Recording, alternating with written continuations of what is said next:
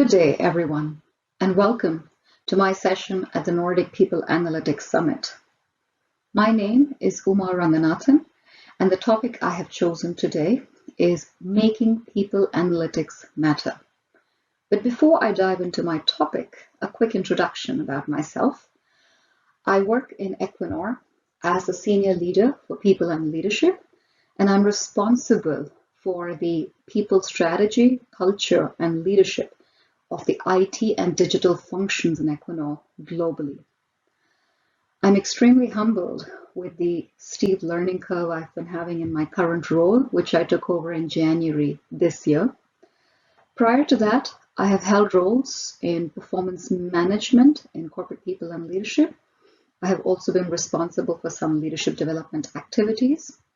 And before that, I was working in the United States, responsible for recruitment and mobility for the whole of North America.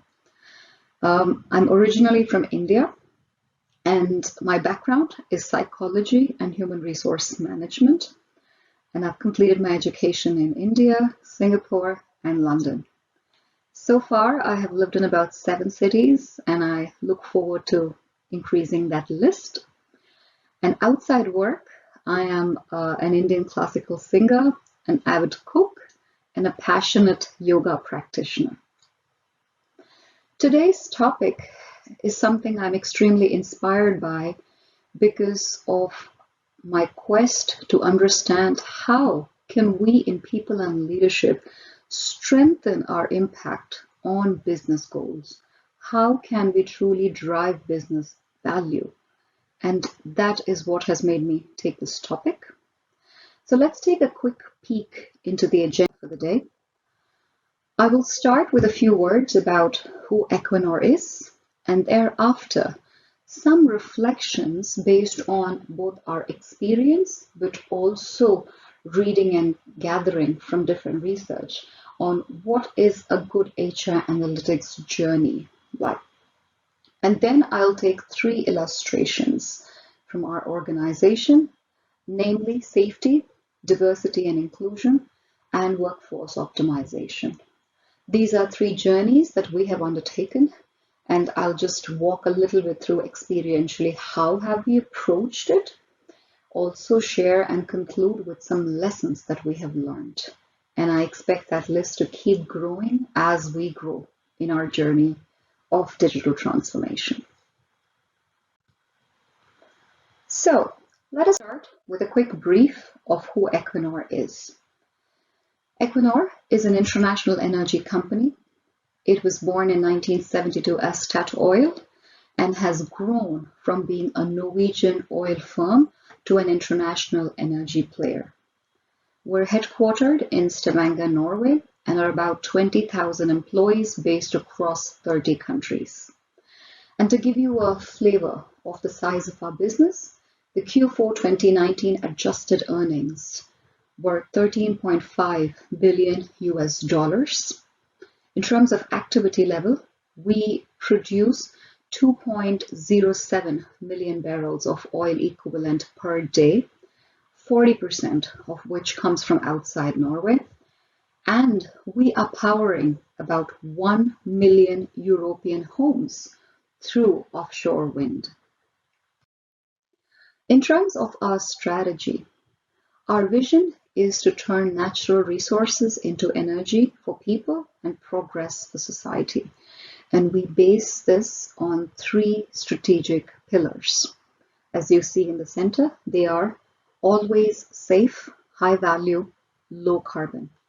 Safety is our license to operate. So we believe in safety in everything we do. High value is about being a value-driven business, about being a sustainable business. And low carbon is about taking the responsibility in this whole energy transition that we are all embarking on globally. We are committed to long-term value creation in a low carbon future. As you see, our strategy, when I expand it to the portfolio, is based on a lot of internationalization activities, entering new value chains, digitalization and innovation, and tackling a lot of challenges that we see as part of the energy transition. Our people are a very, very important enabler to help us shape the future of energy. And therefore, ensuring that we have the right people analytics to help us drive business value is critical to our success. So therefore, I would like to dive now into an important question that we all need to ask ourselves. Are we using our people data to generate business value? In other words, are we clear about what business problem we are trying to solve and what data is going to help enable us solve this challenge? Are we starting at the right end of the tunnel? There's tons of interesting research and thought around this. And based on some of the learnings that I have gathered, as well as some of the experiences that I have had as part of our HR transformation journey, I reflected on how we can approach the answer to this question. The foremost step we need to take is to ask ourselves the question, what business problem are we trying to solve? We need to first start by ascertaining what is the business goal? What is the challenge that we are working towards? Probably many of us have been, at least I have been, in situations where we started instead by looking at what data do we have in our systems, and then thinking about how can I use this data and this data point to solve certain problems. This is a case where I lost an earring in the left corner of the room, but I'm searching for it in the diagonal opposite corner. Why? Because the diagonal opposite corner is where there is light. Strange, isn't it? So it's very important that we start on the right side, and that is to first ascertain what business goal are we trying to work towards. Once the goal is determined, then it's important to start exploring what data points do we have, where can we get good data, how can we visualize the data to make sure that it is visible, it is relatable, and it is there to enable people as part of their work. Further, it is very important to create actions using those data points, because the actions and the anchoring is what really brings data to life. Visualization is the first step. We really have to break it into our processes, into decisions for it to be used. And then it's extremely important to think about how are we driving business value from an enterprise perspective. So we have HR analytics, and then there is safety analytics, operational analytics, financial analytics. How do we connect HR analytics to the broader enterprise analytics so that we have complementing agendas and not competing agendas? So these are kind of the different steps that I have learned is important to kind of go through as part of our HR transformation journey. But they sit on three fundamentals, which you see in the center of the circle. A, governance. It is extremely important to ensure we have a very good understanding and application of governance requirements around data storage, data visualization, data privacy, data access, all of that. This is one of the things we need to get right as early as possible. Second is technology. Depending on our company strategy, some may choose to kind of go with what is good enough, or some companies may want the absolute best, most sophisticated technology. Whatever is the strategy, it's important to ensure that the technology is in place and is working and is accessible to be able to leverage the data. Third is capabilities. This is definitely a make or break and tends to get underestimated So you could have the most brilliant tools, the best processes, a fantastic visualization, but if we have not trained and if we have not helped our people to use the data, if we have not built the competence and capability, then we are not going to succeed. So these three are the fundamentals that we have been continuously focusing on, and it is never probably going to be possible to lift our foot off the gas with regard to these three. So with these parameters in mind, I would now like to walk through the three illustrative examples. So if I pick safety first, and then I'll follow it up with diversity and inclusion, and then go into workforce optimization. It is important that I mention here that we are very much on a journey. We haven't completely achieved what we want, so we are learning each and every day, and we are trying to optimize. And I'm looking forward to taking back learnings from this summit to see how we can optimize on some of these. So the first one is safety. As you saw in our strategy, always safe is one of our strategic pillars. In fact, the first strategic pillar, because safety is our license to operate as a company.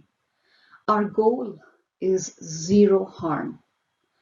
And as you see from the graph in front of you, which is our safety performance over the years, the serious incident frequency per million hours of work. We had a good steady decline, and then we started creeping back up in 2016. And that is when we asked ourselves the question, what is it that we need to do to improve our safety culture?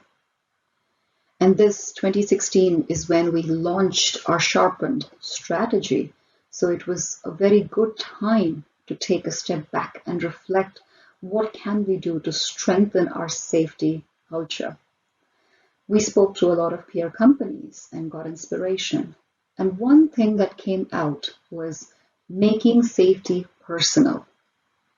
And therefore, we launched a campaign called I Am Safety campaign.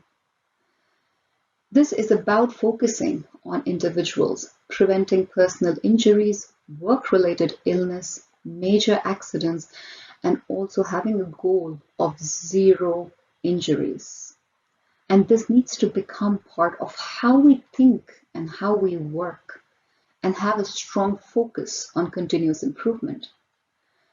Therefore, this campaign was launched with 8 principles, as you see on the screen. The main goal is to make safety personal to each employee. But launching this campaign was the first step. What gave it impetus was embedding these into our performance culture, whereby every employee has a mandatory safety goal in their performance scorecard. This goal is based on one or more of these principles, and we have further delineated the expectations to clarify what they mean for an individual contributor, a leader, and an executive. So where is the people data in this? These safety goals are now part of a leader dashboard. Every leader has a dashboard that visualizes different metrics about their team. Safety is one of them.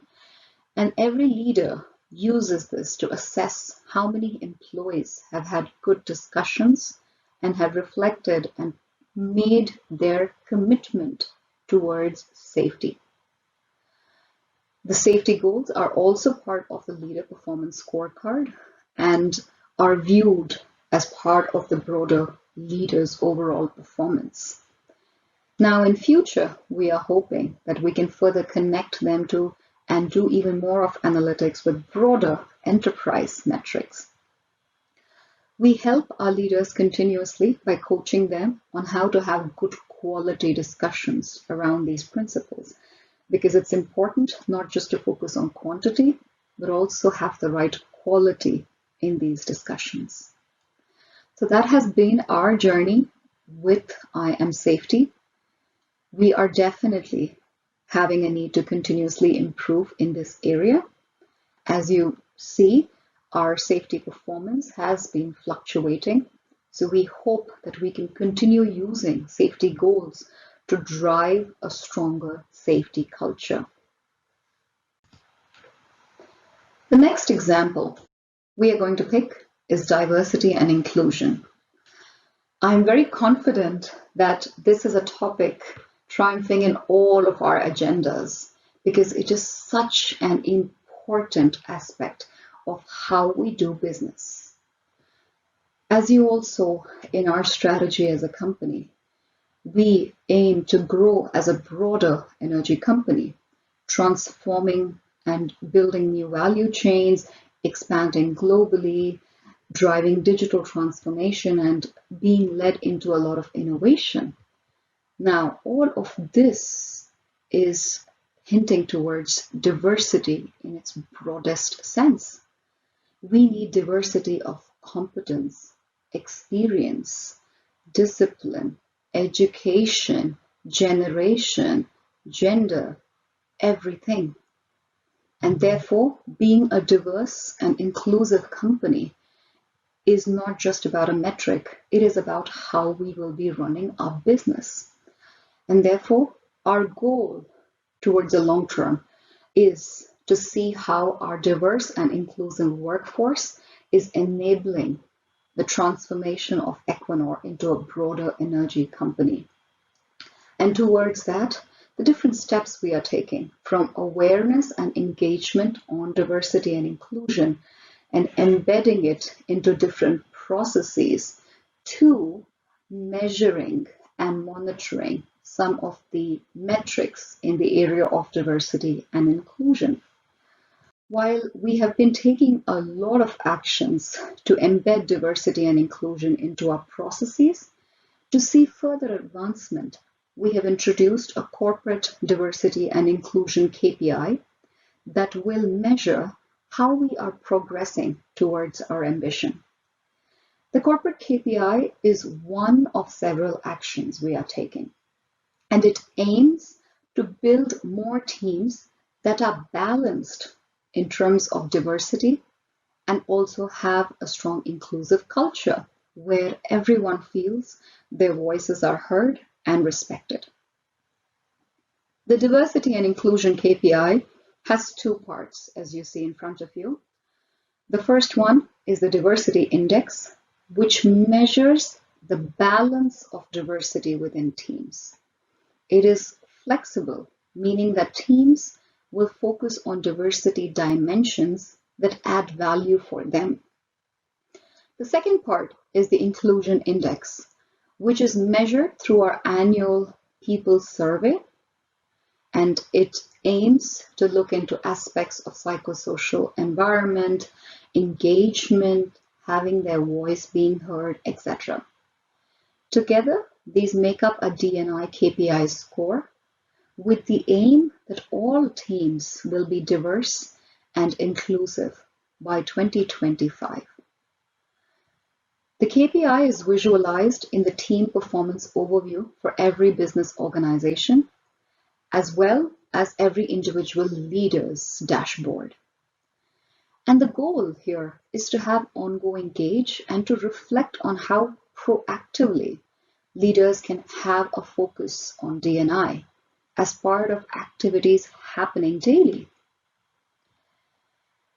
The best thing I like about this KPI is its broad nature, where it is not about one dimension, but it is about the balance of diversity. Further, it is an indicator that helps leaders think about what actions do they need to take to strengthen both diversity and inclusion in their teams. The last example I would now like to go into. So far, we have looked at examples where we have used a data point to visualize and provide input to drive actions. The third example I have chosen is more than a visualization tool. It is about projection of workforce needs. Our business is going through a rapid transition from oil and gas to a broader energy company scaling up in renewables. from the Norwegian continental shelf to building new core international areas, entering new value chains, leveraging the power of technology innovation to drive digitalization.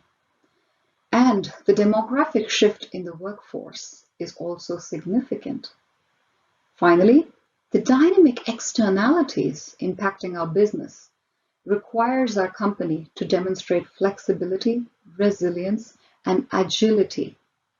So keeping all of these perspectives, we are working on a tool to enable us indicate and project demand and supply of workforce based on factors such as business portfolio, improvement activities, workforce changes such as attrition, retirements, etc., and new ways of working. It is certainly important to note that given the dynamic nature of our business, the further we go in time, the less is certainty. However, directionally, we are hoping that the tool can give us indications around workforce needs to ensure we can proactively manage people risks. Some questions we are hoping the projection tool will help us answer are: how will the workforce supply evolve to 2030, considering retirement and attrition? How will our workforce demand evolve to 2030 based on our projected portfolios? How will the workforce demand be impacted by improvements in ways of working? So these are some of the questions we are hoping that the workforce projection tool can help us answer. But as I said, this is a project which we are in very early days. So I'm hoping to see its potential as we grow, and maybe at a later point come and share more with you about our lessons learned. So coming to the home stretch of my presentation, I would like to share a few lessons that we have learned. First, start with the end in mind. Again, ask ourselves the question, what business problem are we trying to solve? Second, making data available is just the start. It is extremely important that we bake data into our processes, into decisions, to ensure that we can truly generate value. Third, people analytics and how we use it is a journey. So it's important that we keep learning and evolving continuously. And finally, what gets measured gets done. So it's very important to be careful about what you measure. At the same time, it's very important to measure and visualize so that we get the right steer and progress. With that, I would like to say a big thank you for this opportunity to present before you. And I would now take questions to the best of my knowledge and abilities. Thank you.